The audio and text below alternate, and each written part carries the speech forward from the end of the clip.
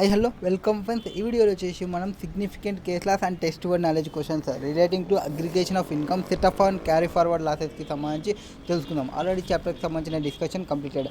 So test word knowledge questions చూద్దాం. First వచ్చేసి కింద loss suffered by an erstwhile partnership firm which has dissolved can carry forward for set off by the individual partner who took over the business of a firm as a sole proprietor considering the succession has a succession by inheritance.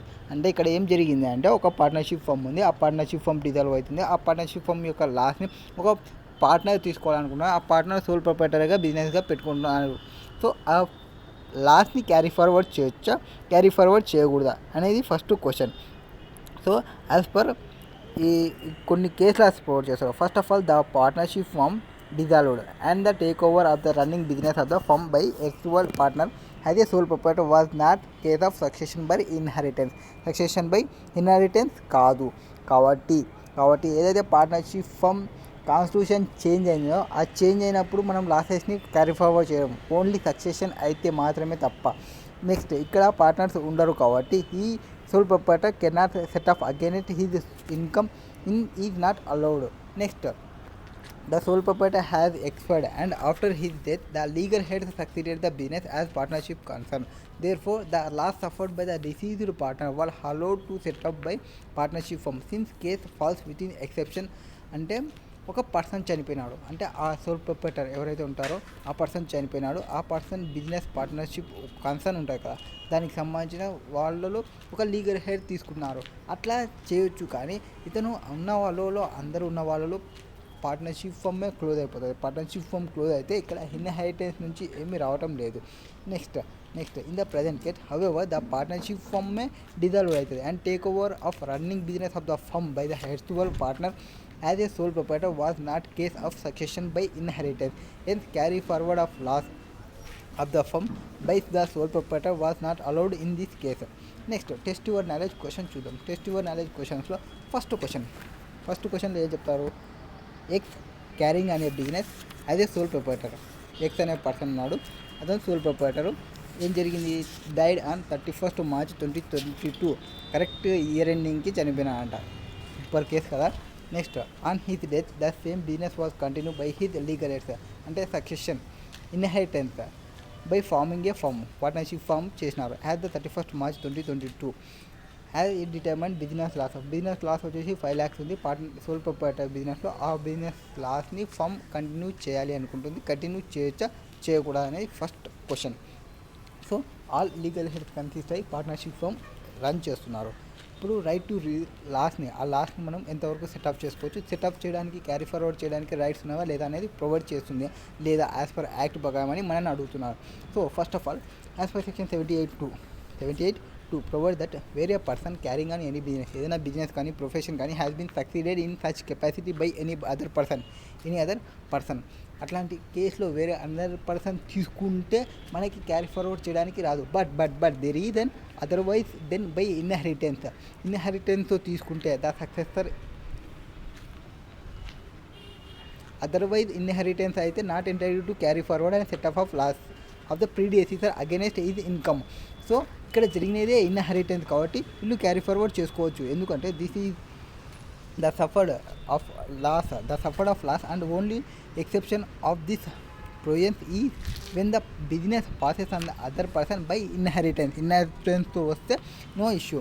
So in the fact of given case similar to the city versus Madhukant. So way the Supreme Court held, అక్కడ Supreme Court ఏం చెప్పిందంటే succeeded by inheritance the legal head are entitle to benefit the carry forward loss of predecessor. అంటే predecessor ఎవరు? చనిపోయిన person. Even if the legal heads constitute themselves has a partnership firm, వాళ్ళంతకు వాళ్ళ partnership ఫర్మ్గా legal heads అంతా కలిసి పెట్టిన ఆ బెనిఫిట్ని క్లెయిమ్ చేయొచ్చు. The benefit of carry forward and set off loss of the predecessor would be available to the ఫర్మ్కి అవైలబుల్ ఉంది.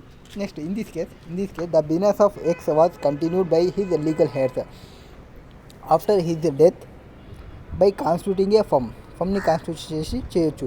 Next hence the exception contained in section 78(2) along with the decision of apex court discussed above would apply in this case. Therefore the firm is entitled to carry forward the business loss 5 lakhs of x carry forward చేయొచ్చు. Next question number 2, what is there in question number 2? ABC limited was amalgamated with XYZ limited on 1/4/2021.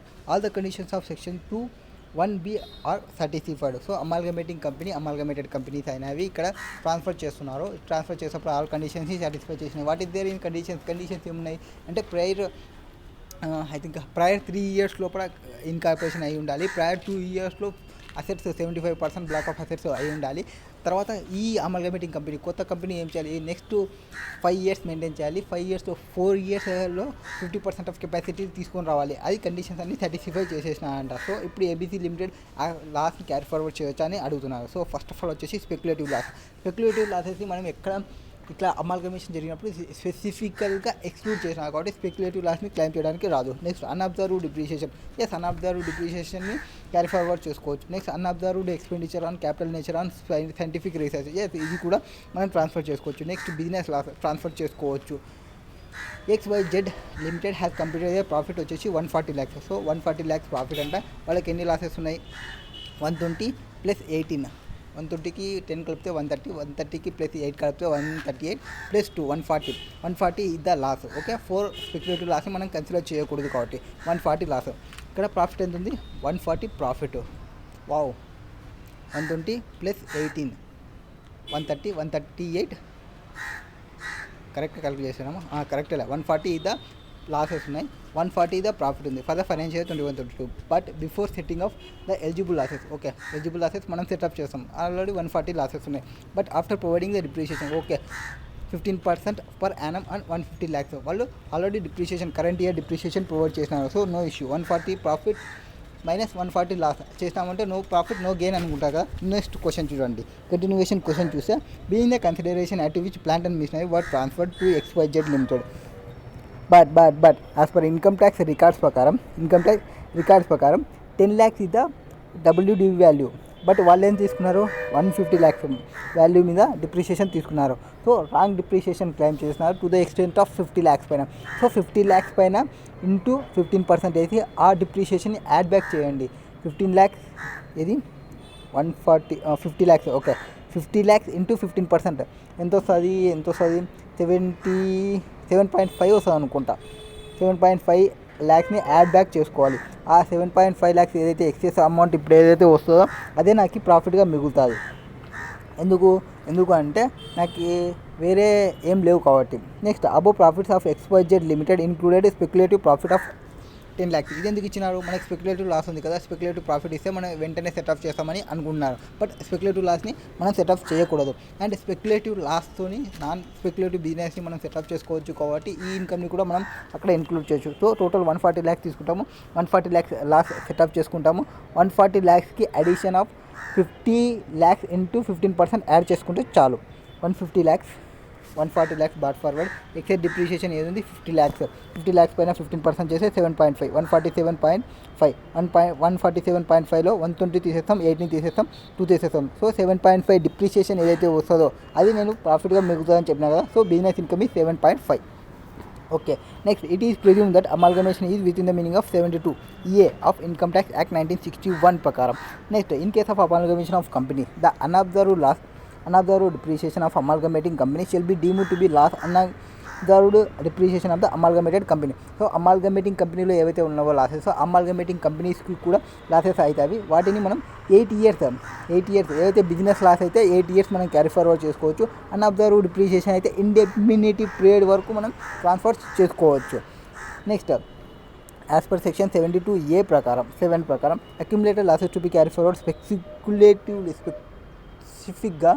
స్పెసిఫిక్గా loss related to speculative బిజినెస్ని add చేయలేదు. So speculative loss 4 lakhs ఏదైతే ఉందో అది carry forward చేయకూడదు and వేరే దాంతో యూటిలైజేషన్ కూడా చేయకూడదు. Next section 72(2) provide that where any allowance or part thereof absorbed under section 32(2) unabsorbed depreciation or section 35(4) unabsorbed scientific expenditure ఏదైతే ఉన్నో అవి క్యారీ ఫార్వర్డ్ చేసుకోవచ్చు. అండ్ ఫస్ట్ బిజినెస్ బాస్ ఫార్వర్డ్ లాసెస్ని మనం సెటప్ చేసుకోవాలి. తర్వాత డిప్రిషియేషన్, తర్వాత capital expenditure. Next, section 35(4) provide that the provisions of section 32(2) relating to unobserved depreciation shall apply. అది ప్రొవైడ్ చేసేసినాము. Next section restriction contain in section 73 is only regarding to set off loss computed in respective speculative business. అంటే speculative బిజినెస్లో వచ్చిన loss మాత్రమే consider చేయము, but ఆ speculative business యొక్క ప్రాఫిట్ని consider చేస్తాము. ఆ స్పెక్యులేటివ్ బిజినెస్ యొక్క ప్రాఫిట్ని నాన్ స్పెక్యులేటివ్ బిజినెస్ ప్రాఫిట్తో మనం సెటప్ చేసుకోవచ్చు కాబట్టి మనం యాడ్ చేసినాము. ఆ బిజినెస్ లాసెస్ని మనం సెటప్ చేస్తున్నాము. Next consequently there is no loss or allowance to be carry forward. ఏదైతే ప్రాఫిట్ ఉందో ఆ ప్రాఫిట్ని క్యారీ ఫార్వర్డ్ చేస్తాం. స్పెక్యులేటివ్ లాస్ని మనం కన్సిడర్ చేయము కాబట్టి స్పెక్యులేటివ్ లాస్ని క్యారీ ఫార్వర్డ్ ఏం చేయము. Next question number 3. What is there in question number 3? Examine in brief about treatment to be given in the following under Income Tax Act 1961 for assessment year 22-23. A loss of 85,000 was sustained by Simran in the activity of owning and maintaining camels for races. So owning and maintaining వచ్చేసి same heads of brief 85,000 loss ఉందంట. Okay, owning and maintaining 85,000 loss ఉంది కాబట్టి owning and మెయింటైనింగ్తోనే మనం setup చేసుకోవాలని మనం క్లియర్గా చదువుకుంటాం. But అక్కడ ఏం చెప్పినారు అంటే owning and maintaining of horse రేస్కి యూజ్ చేసే హార్సెస్ని ఓనింగ్ అండ్ మెయింటైనింగ్ చేస్తేనే same head of incomes setup చేయాలి అనుకున్నారు. బట్ మనకి ఇచ్చిన క్వశ్చన్లో ఓనింగ్ అండ్ మెయింటైనింగ్ క్యామెల్స్ గురించి సెక్షన్ ప్రొవైడ్ చేయలేదు. రేస్ హార్సెస్ గురించి ప్రొవైడ్ చేసింది. రేస్ హార్సెస్ గురించి ప్రొవైడ్ చేసింది. క్యామెల్స్ గురించి ప్రొవైడ్ చేయలేదు కాబట్టి owning and maintaining camels is my business అని చెప్పాలి. అంతేకాని ఓనింగ్ అండ్ మెయింటైనింగ్ హార్స్ రేసెస్తోనే సెటప్ చేసుకోవాలని చెప్పకూడదు. Once owning and maintaining camels is my business అయితే it is a non speculative business అయితే ఎక్సెప్ట్ శాలరీతో కాకుండా వేరే దానితో హెడ్స్ ఆఫ్స్తో మనం సెటప్ చేసుకోవచ్చు. Section 74(a)(3) lay down the provisions of set off and carry forward of loss for the activity of owning and maintaining race horses. ఏం చెప్తుంది? Owning and maintaining race horses గురించి చెప్తుంది. 74(a)(3) according to the provisions of section 74(a)(3) loss incurred by the assessee from owning and maintaining రేసెస్కి అయితే దానికి ఏమైనా loss వస్తే owning and maintaining races గురించి profit వచ్చినప్పుడు మాత్రమే సెటప్ చేసుకోవాలి. బట్ ఇక్కడ క్యామెల్స్ ఇచ్చినారు కాబట్టి it is not a provided in section. So it is my business income అని చెప్పుకుంటాము. సో ఇక్కడ ఏం చెప్తాను next races horses since the scope of this section is confined to the activity of owning and maintaining race horses only. Therefore, set off and carry forward of loss for the activity of owning and maintaining camels is not covered under section 74(a)(3). Next, it is possible to take a view that the loss from the activity of owning and maintaining camels for a race by governing section 72, that is providing such activity amounts through business. ఇది బినాకి business అయిపోతుంది. Accordingly loss from the activity of owning and maintaining of camels for races can be set off against any ఇన్కమ్తో setup చేసుకోవచ్చు. అది business income అనుకుంటే. But except salary ఇన్కమ్తో setup చేసుకోకూడదు of current year. Unadjusted ఏమైనా carry forward అయితే 8 years carry forward చేసుకోవచ్చు. And same head of ఇన్కమ్తో సెటప్ చేసుకోవాలి. నెక్స్ట్ ఇయర్స్లో 8 years వరకు క్యారీ ఫార్వర్డ్ చేసుకోవచ్చు. నెక్స్ట్ మిస్టర్ జేకేఎల్ఎం ఏ పార్ట్నర్షిప్ ఫర్మ్ ఉంది. 4 partners ఉన్నారు. JKLM 4 partners. Okay, they shared profit and losses equally during the year end 31st March 2021. The assessed business loss, వాళ్ళకి వచ్చిన business loss ఎంత 3,60,000 carry forward loss ఉంది. Okay, a new deed of partnership was executed among JKLM. Okay, వాళ్ళు ఇంతకుముందు వచ్చేసి equal sharing రేషియోలో తీసుకుంటున్నారు. ఇప్పుడు వాళ్ళ ప్రాఫిట్ రేషియో అనేది చేంజ్ చేసుకున్నారు.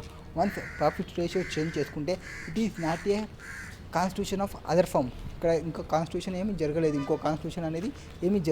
ఇక్కడ కాన్స్టిట్యూషన్ జరిగినప్పుడు ఏదైతే లాసెస్ ఉన్నావో ఆ లాసెస్ని మనం క్యారీ ఫార్వర్డ్ చేసుకోవచ్చు, no issue. And carry forward loss వచ్చేసి 3,60,000 ఉంది.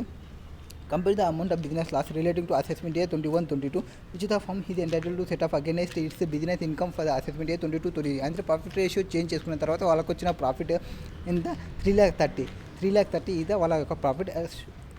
ఓకే, ఇప్పుడు ఆ లాస్ట్ని మనం సెటప్ చేసుకోకూడదు. అంటే 3,60,000 ఉంది లాస్, 3,30,000 ప్రాఫిట్ ఉంది. 3,30,000 టు ద ఎక్స్టెంట్ ఆఫ్ 3,30,000 వరకు మనం సెటప్ చేసుకోవచ్చు. So the firm is entitle to set off its brought forward business losses amounting to 3,60,000 relating to the assessment year 21-22 to the extent of 3,30,000 వరకు మనం claim చేసుకోవచ్చు against its business income of 3,30,000 for the assessment year 22-23లో as provisions of section 72(1) ప్రకారం the balance business loss of 30,000 అంటే remaining ఏదైతే మిగులుతుందో 30,000 relating to assessment year 21-22 will be carry forward to the assessment year 22-23-24కి carry forward చేసుకోవాలి. Next section 78(1) which deals with carry forward and set off losses in the case of change in constitution of firm is applicable only way the air is retirement or death of partner. అంటే constitution అని మనం ఎప్పుడు అంటామంటే change in constitution ఎప్పుడు అంటామంటే ఎవరన్నా person retirement అయినా ఎవరన్నా person death అయినా అట్లాంటి టైంలో మాత్రమే కాన్స్టిట్యూషన్ అనేది చేంజ్ అని అంటాము. అంతేకాని ప్రాఫిట్ షేరింగ్ రేషియో చేంజ్ కావడం వల్ల చేంజ్ ఇన్ కాన్స్టిట్యూషన్ అని చెప్పము. సో చేంజ్ ఇన్ కాన్స్టిట్యూషన్ కానప్పుడు section 78 is not applicable in this case. So వాళ్ళు క్యారీ ఫార్వర్డ్ చేసుకోవచ్చు. క్యారీ ఫార్వర్డ్ అయిన దాన్ని ఈ ఇయర్ పవర్తో సెటప్ చేసుకోవచ్చు.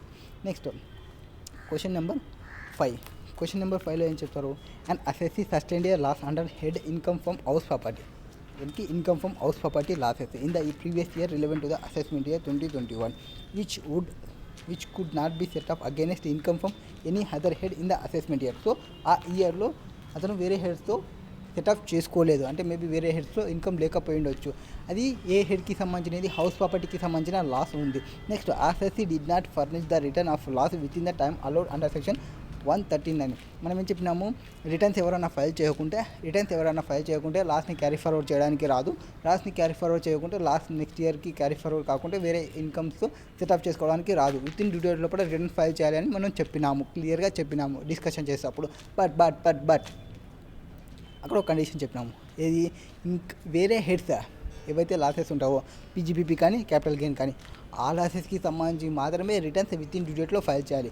అంతేకాని హౌస్ ప్రాపర్టీని ఎక్స్క్లూడ్ చేసినాము. హౌస్ ప్రాపర్టీని అండ్ అన్అబ్జర్వ్డ్ డిప్రిసియేషన్ అనుకుంటా ఇంకోటి.